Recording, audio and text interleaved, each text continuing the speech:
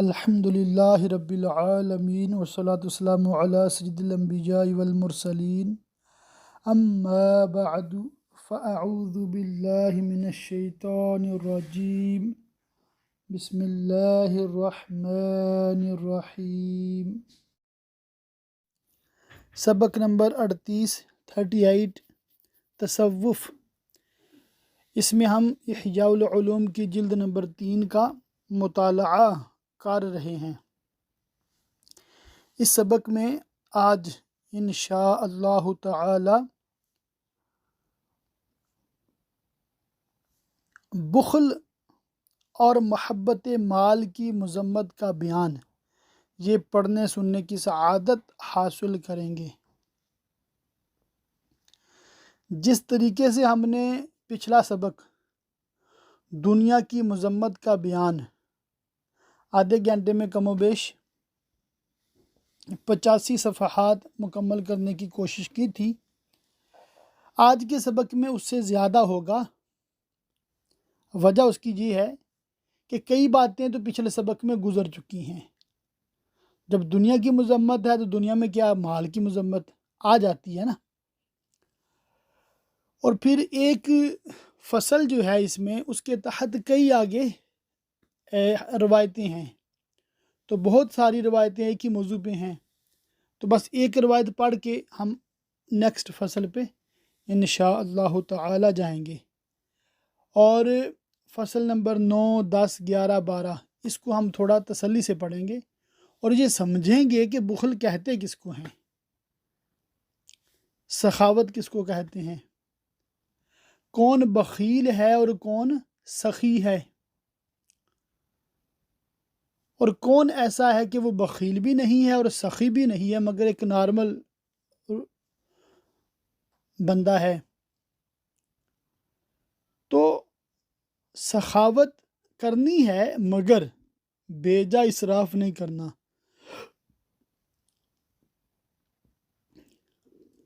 یہ چیزیں، یہ فرق سیکھنے اور سمجھنے کے لیے ہم نے اس کتاب کا انتخاب کیا ہوا ہے۔ اور یہ ایسے امور ہیں جن کا تعلق قلب سے ہوتا ہے۔ مال کی دل میں محبت ہو تو بندہ بعض اوقات گناہوں میں پڑ جاتا ہے، اور بعض اوقات اپنے مال کی محبت کی وجہ سے اپنوں سے دور ہو جاتا ہے، بخیل ہو جاتا ہے، یہاں تک کہ اپنی ذات پر بھی خرچ نہیں کرتا، جو کہ انتہائی بری حالت ہے۔ تو یہ ہم نے سیکھنا ہے، اور اس میں فوکس کیا کرنا ہے کہ ہم نے بخل سے بچنا ہے۔ ہمارا کیا ٹارگٹ ہے آج؟ بخل سے بچنا ہے اور سخی بننے کی کوشش کرنی ہے انشاء اللہ تعالی۔ تمام تعریفیں اللہ عز و جل کے لیے ہیں جو اپنے کشادہ رزق کے باعث حمد کا لائق ہے۔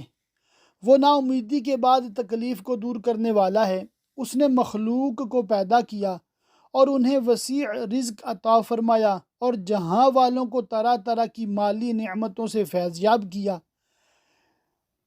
ان کو انقلاب احوال کے ساتھ آزمائشوں میں مبتلا کیا، اور انہیں تنگی اور خوشحالی، مالداری اور محتاجی، امید اور نا امیدی، دولت اور افلاس، عجز و استطاعت، حرص اور صبر، بخل اور سخاوت، موجود پر خوشی اور مفقود پر افسوس، ایثار اور خرچ، وسعت اور تنگی، فضول خرچی اور کنجوسی، تھوڑے پر راضی رہنے اور زیادہ کو تھوڑا سمجھنے کے درمیان رکھا۔ یہ سب کچھ اس لیے کیا تاکہ بندوں کی جانچ ہو، ٹیسٹ ہو کہ ان میں کس کا کام زیادہ اچھا ہے، کون دنیا کی زندگی کو آخرت پر ترجیح دیتا ہے اور کون آخرت سے منہ موڑتے ہوئے دنیا کو ذخیرہ اور خزانہ بناتا ہے۔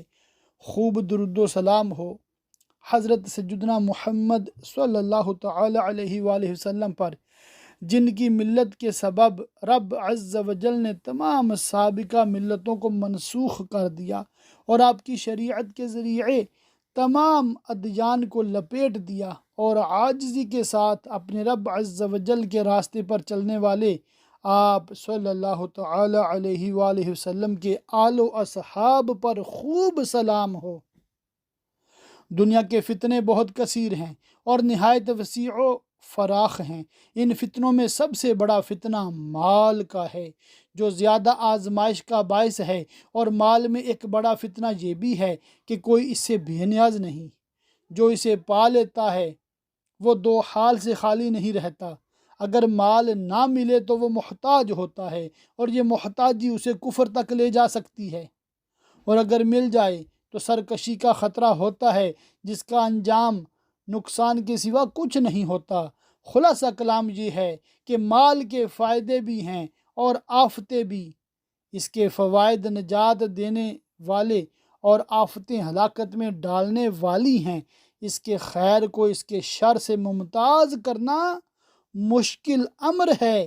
اس کی طاقت دینی بصیرت میں راسخ علماء ہی کو ہے۔ لوگوں کو دھوکہ دینے والے نام نہاد علماء کے بس کی بات نہیں۔ دنیا کی مذمت کے باب میں ہم نے خاص طور پر مال کی طرف نظر نہیں کی، بلکہ عمومی طور پر دنیا کی مذمت پر کلام کیا، کیونکہ دنیا تو انسان کو فوری حاصل ہونے والے فائدے کا نام ہے، جبکہ مال اس کا بعض حصہ ہے۔ اسی طرح جاہ و منزلت بھی اس کا جز ہے۔ پیٹ اور شرمگاہ کی خواہش کی پیروی کرنا بھی دنیا کا بعض حصہ ہے۔ اسی طرح غصہ اور حسد بھی دنیا کا بعض ہے۔ تکبر اور بلند مقام کی چاہت بھی اس کا ایک حصہ ہے۔ گویا اس کے بہت سے حصے ہیں، پارٹس ہیں، اور ان سب کا مجموعہ انسان کو فوری ملنے والا نفع ہے۔ یہاں ہم صرف مال کا ذکر کریں گے کیونکہ اس کی آفات اور نقصانات زیادہ ہیں۔ اگر آدمی کو مال نہیں ملتا تو فقیر بن جاتا ہے، اور اگر مل جاتا ہے تو مالدار بن جاتا ہے۔ یہ دو حالتیں ہیں جن کے سبب امتحان اور آزمائش کا سلسلہ شروع ہوتا ہے۔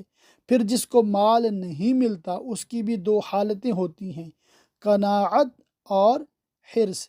ان میں سے ایک قابل تعریف اور دوسری قابل مذمت۔ حرص کرنے والے کی بھی دو حالتیں ہیں، جو کچھ لوگوں کے پاس ہے اس کی طمع کرنا، یا لوگوں سے نا امیدی کے باعث روزی کمانے کے مختلف ذرائع اپنانا۔ ان دونوں حالتوں میں طمع زیادہ بری حالت ہے۔ جسے مال حاصل ہوتا ہے اس کی بھی دو حالتیں ہیں، وہ بخل اور کنجوسی کی وجہ سے مال روک رکھتا ہے یا پھر خرچ کرتا ہے۔ ان میں سے بھی ایک قابل مذمت اور دوسری قابل تعریف ہے۔ خرچ کرنے والے کی بھی دو حالتیں ہیں، وہ فضول خرچی کرتا ہے یا اعتدال کی راہ اختیار کرتا ہے، اور خرچ کرنے کے معاملے میں اعتدال قابل تعریف ہے۔ یہ امور چونکہ ایک دوسرے کے مشابہ ہیں، لہٰذا ان سے پردہ اٹھانا اور ان کو واضح کرنا ضروری۔ ہم ان تمام باتوں کو انشاءاللہ عز و جل 14 فصلوں میں واضح کریں گے۔ مال کی مذمت، مال کی مدح سرائی، مال کے فوائد اور آفات کی تفصیل، حرص اور طمع کی مذمت، حرص اور طمع کا علاج، سخاوت کی فضیلت، سخی لوگوں کے واقعات، بخل کی مذمت، بخیل لوگوں کے واقعات، اثار اور اس کی فضیلت، سخاوت اور بخل کی تعریف، بخل کا علاج، مال میں لازمی ذمہ داریاں، مالداری کی مذمت اور فقر کی تعریف۔ صلو علی الحبیب صلی اللہ تعالی علی محمد، توبو الی اللہ استغفر اللہ، صلو علی الحبیب صلی اللہ تعالی علی محمد۔ پہلی فصل مال کی مذمت اور اس کی محبت کی برائی۔ مال کی مذمت میں 5 فرامین باری تعالی۔ نمبر 1، ترجمہ کنز الایمان۔ اے ایمان والو، تمہارے مال نہ تمہاری اولاد کوئی چیز تمہیں اللہ کے ذکر سے غافل نہ کرے، اور جو ایسا کرے تو وہی لوگ نقصان میں ہیں۔ باقی آیات چھوڑ رہا ہوں، مگر انشاءاللہ تعالی یہ آیات ہم خزائن العرفان میں کچھ پڑھ چکے ہیں، کچھ پڑھیں گے انشاءاللہ تعالی۔ مال کی مذمت میں 7 فرامین مصطفیٰ۔ پہلا، ترجمہ: مال اور جاہ کی محبت دل میں اس طرح نفاق پیدا کرتی ہے جس طرح پانی سبزی اگاتا ہے۔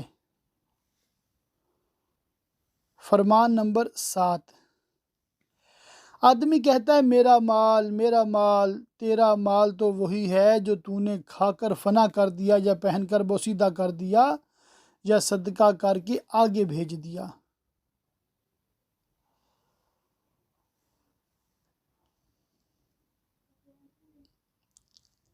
پھر مال کے مذمت میں مزید فرامین یہاں پر ہیں۔ مال کے متعلق 11 اقوال بزرگان دین ہیں یہاں پر۔ پہلا پڑھتے ہیں۔ مروی ہے کہ حضرت سیدنا ابو درداء رضی اللہ تعالیٰ عنہ کو ایک شخص سے کچھ تکلیف پہنچی تو آپ نے یوں دعا مانگی، اے اللہ عز و جل، جس نے میرے ساتھ برا سلوک کیا ہے اس کو تندرستی عطا فرما، اس کی عمر کو دراز کر اور اس کے مال کو بڑھا دے۔ غور کیجئے کہ آپ نے جسمانی تندرستی اور لمبی عمر کے ساتھ مال کے زیادہ ہونے کو کس قدر بڑی آزمائش خیال کیا، کیونکہ ایسی صورت میں دشمن ضرور سرکشی کی طرف بڑھے گا۔ اللہ اکبر اللہ اکبر۔ دوسری فصل ہے مال کی مدح سرائی اور اس کی مدح و ذم میں تطبیق۔ اللہ عز و جل نے قرآن مجید میں کئی مقامات پر مال کو خیر کے ساتھ تعبیر فرمایا ہے، چنانچہ ارشاد فرمایا، ترجمہ کنز الایمان، اگر کچھ مال چھوڑے تو وصیت کر جائے اپنے ماں باپ اور قرابت کے رشتہ داروں کے لیے موافق دستور۔ سید عالم صلی اللہ تعالیٰ علیہ وآلہ وسلم نے فرمایا، کیا ہی اچھی ہے نیک آدمی کے لیے ستھری کمائی۔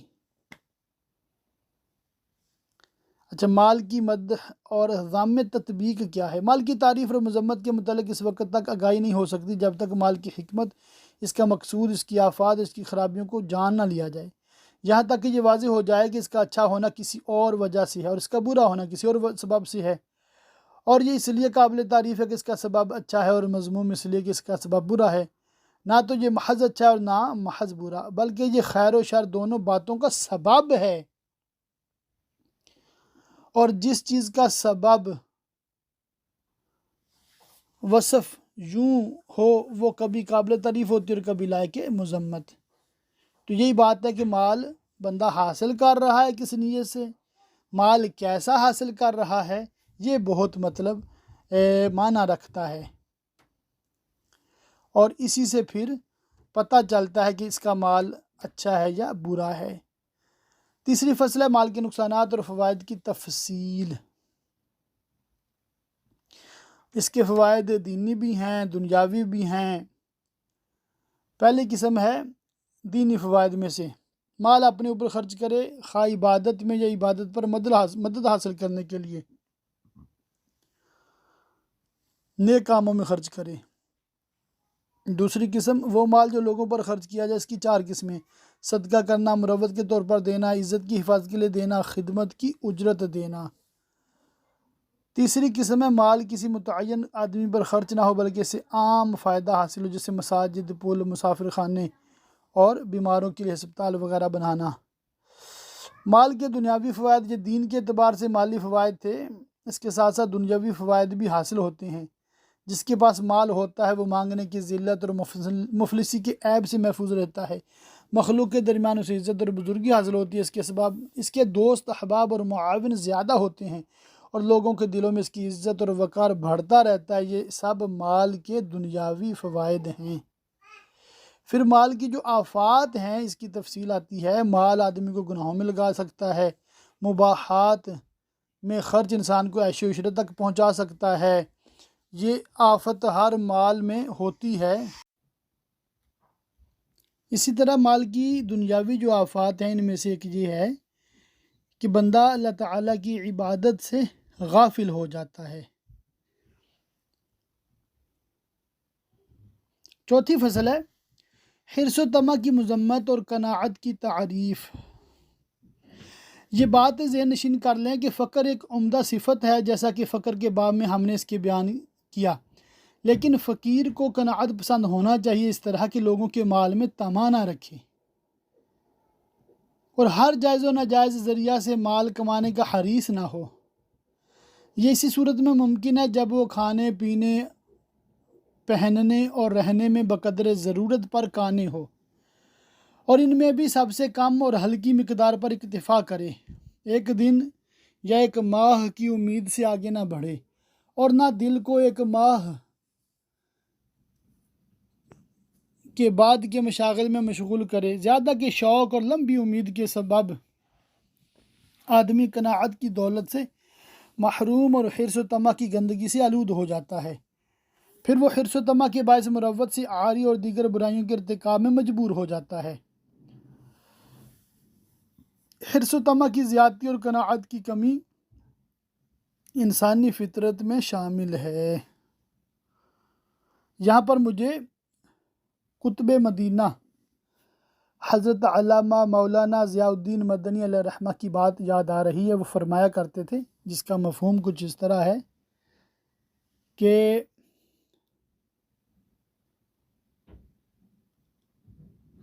طمع نہیں، مال کی طمع نہیں ہونی چاہیے، طمع نہیں۔ پھر فرماتے تھے منع نہیں، کہ اگر کوئی خود سے دے دیتا ہے تحفے کے طور پہ، جیسے پیر صاحب کی خدمت ہو رہی ہوتی ہے، یا کوئی دوست کسی دوست کو دیتا ہے مال، تو فرماتے ہیں کہ منع نہیں کیا جائے، دل میں اس کی طمع نہیں تھی، مگر کسی نے دے دیا تو منع نہ کیا جائے۔ طمع نہیں، منع نہیں اور جمع نہیں۔ اب آ ہی گیا ہے مال تو اس کو جوڑ کے نہیں رکھنا، بھی کل کو کیا کھاؤں گا، اب اس کو اللہ کی راہ میں دے دو۔ تو یوں اللہ والوں کا جو ہے نا وہ مطلب سسٹم چلتا ہے، بلکہ دوڑتا بلکہ اڑتا ہے۔ آستانے دیکھیں ماشاءاللہ بزرگوں کے، وہاں پر لنگر جاری ہوتے ہیں، ہزاروں آ رہے ہوتے ہیں، ہزاروں کھا رہے ہوتے ہیں، مطلب اللہ پاک نے ایسا نظام، ایسی برکت اس میں رکھی ہوتی ہے نا۔ خیر، تو یہ ہے کہ طمع اور حرص نہیں ہونی چاہیے، جائز ذریعے سے کوشش کرنا یہ برا نہیں ہے۔ برائی کیا تھی؟ جائز اور ناجائز کی پرواہ کیے بغیر کوشش کرنا، وہ برائی ہے، وہ برا ہے۔ یہ دوا 3 چیزوں سے مرکب ہے، صبر، علم اور عمل، ان سب کا مجموعہ 5 کام ہیں۔ پہلا کام ہے عمل ہے کہ معیشت یعنی اسباب زندگی میں میانہ روی اور خرچ کرنے میں نرمی سے کام لے۔ خرچ میں نرمی اعتدال کے بارے میں فرامین مصطفیٰ پہلا فرمان ہے، اللہ عز و جل ہر معاملے میں نرمی کو پسند کرتا ہے۔ دوسرا ہے میانہ روی کرنے والا تنگ دست نہیں ہوتا۔ اچھا، جلد بازی سے کام نہ لو، جب تم کسی کام کا ارادہ کرو تو اس میں تاخیر برتو، یہاں تک کہ اللہ عز و جل تمہارے لیے کشادگی اور راستہ کھول دے۔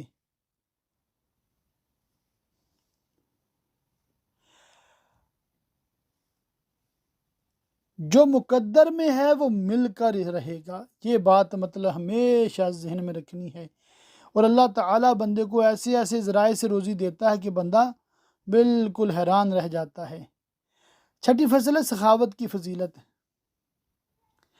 جب انسان کے پاس مال نہ ہو تو اسے چاہیے کہ قناعت اختیار کرے اور حرص نہ رکھے، اور جب مال موجود ہو تو ایثار اور سخاوت اختیار کرے، اچھے کام کرے اور کنجوسی اور بخل سے دور رہے، کیونکہ سخاوت انبیاء کرام علیہ السلام کے اخلاق سے ہے، اور نجات کی اصل بھی یہی ہے۔ اس کے متعلقہ 26 فرامین ہے، یہاں پر پہلا پڑھتا ہوں۔ سخاوت جنت کے درختوں میں سے ایک درخت ہے جس کی ٹہنیاں زمین کی طرف جھکی ہوئی ہیں، جو شخص ان میں سے کسی ایک ٹہنی کو پکڑ لیتا ہے وہ اسے جنت کی طرف لے جاتی ہے۔ سخی کے بارے میں آتا ہے، شہنشاہ خوش خصال صاحب جود و نوال صلی اللہ علیہ وآلہ وسلم نے فرمایا، سخی اللہ سے قریب ہے، جنت سے قریب ہے، لوگوں سے قریب ہے، آگ سے دور ہے، اور کنجوس اللہ سے دور، جنت سے دور، لوگوں سے دور، آگ کے قریب ہے۔ اور جاہل سخی، یہ بہت بڑی روایت ہے، توجہ سے سنیے گا، جاہل سخی اللہ کے نزدیک بخیل عالم سے بہتر ہے۔ میں پھر پڑھ رہا ہوں، جاہل سخی اللہ عز و جل کے نزدیک بخیل عالم سے بہتر ہے، اور بدترین مرض بخل ہے۔ اللہ تعالی ہم سب کو بخل سے محفوظ رکھے اور ہم سب کو سخی بنائے۔ سخاوت کے متعلق بزرگان دین کے 15 اقوال ہیں۔ پہلا قول پڑھتا ہوں۔ امیر المومنین حضرت سیدنا علی المرتضیٰ کرم اللہ تعالی وجہہ الکریم فرماتے ہیں، اگر تمہارے پاس دنیا کی دولت آئے تو اس میں سے کچھ خرچ کرو، کیونکہ خرچ کرنے سے وہ ختم نہیں ہو جائے گی، اور اگر دنیا کی دولت تم سے منہ پھیر کر جانے لگے تو بھی اس میں سے کچھ خرچ کرو، کیونکہ اس نے باقی نہیں رہنا۔ اس کے بعد آپ رضی اللہ تعالیٰ عنہ نے 2 شعر کہے۔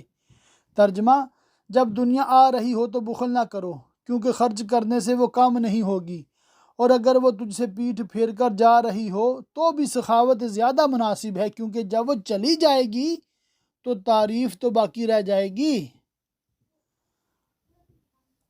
تو سخاوت بہت بڑی نعمت ہے۔ سخیوں کی 36 حکایات ہیں یہاں پر۔ ایک پڑھتا ہوں، حضرت سیدتنا عائشہ صدیقہ رضی اللہ تعالیٰ عنہ کی سخاوت۔ حضرت سیدنا محمد بن منقدر رحمۃ اللہ تعالی علیہ ام المومنین حضرت سیدتنا عائشہ صدیقہ رضی اللہ تعالیٰ عنہ کی خادمہ حضرت ام درہ رضی اللہ تعالیٰ عنہ سے روایت کرتے ہیں، ایک مرتبہ حضرت سیدنا امیر معاویہ رضی اللہ تعالیٰ عنہ نے 2 بوریوں میں 1,80,000 درہم ام المومنین حضرت سیدتنا عائشہ صدیقہ رضی اللہ تعالیٰ عنہ کے پاس بھیجے۔ آپ رضی اللہ تعالیٰ عنہ نے ایک تھال منگوایا اور درہم لوگوں میں تقسیم کرنا شروع کر دیے۔ جب شام ہوئی تو اپنی خادمہ سے فرمایا، اے لڑکی، ہماری افطاری لاؤ۔ وہ روٹی اور زیتون لائی۔ آپ کی کنیز حضرت ام درہ رحمۃ اللہ تعالی علیہ نے عرض کی، آپ نے اتنا مال تقسیم فرما دیا، اگر 1 درہم کا گوشت خرید لیتی تو ہم اس سے افطاری کر لیتے۔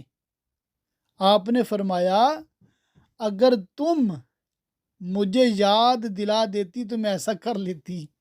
اللہ اللہ، ہمارے پاس مال، ہم اس کو جوڑ کے سوچ کے رکھتے ہیں نا، اور یہ اللہ والے کیسے ہیں کہ ان کو ہوش ہی نہیں ہوتا، اللہ کی راہ میں دے رہے ہوتے ہیں۔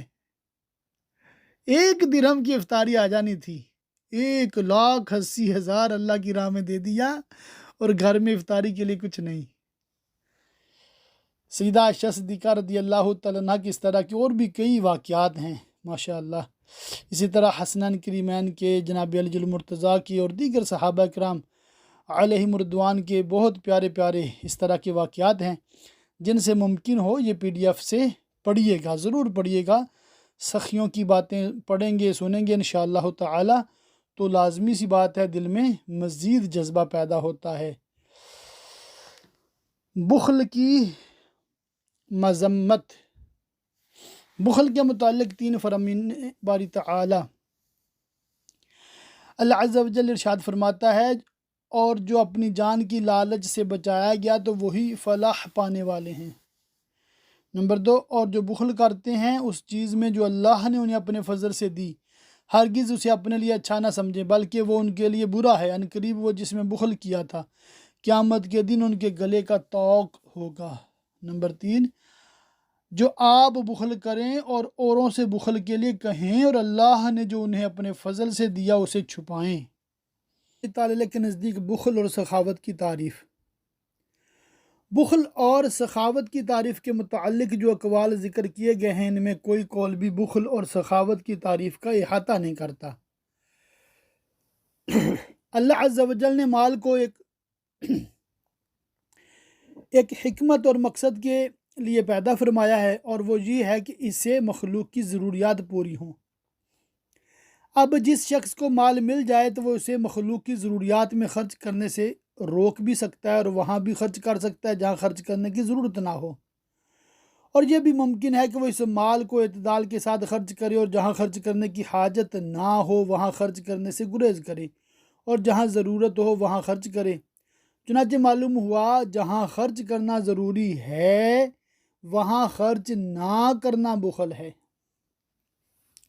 اور جہاں خرچ کرنے کی حاجت نہ ہو وہاں خرچ کرنا اسراف، اور دونوں کے درمیان ایک درمیانی درجہ ہے، یہی درجہ قابل تعریف ہے، اور جود و سخا اسی درجے کا نام ہے، کیونکہ سید عالم صلی اللہ تعالی علیہ وآلہ وسلم کو سخاوت کا حکم دیا گیا اور آپ سے فرمایا گیا، قرآن پاک میں ہے، ترجمہ کنز الایمان، اور اپنا ہاتھ اپنی گردن سے بندھا ہوا نہ رکھ اور نہ پورا کھول دے، اور اللہ عز و جل ارشاد فرماتا ہے، اور وہ کہ جب خرچ کرتے ہیں نہ حد سے بڑھیں اور نہ تنگی کریں، اور ان دونوں کے بیچ اعتدال پر رہیں۔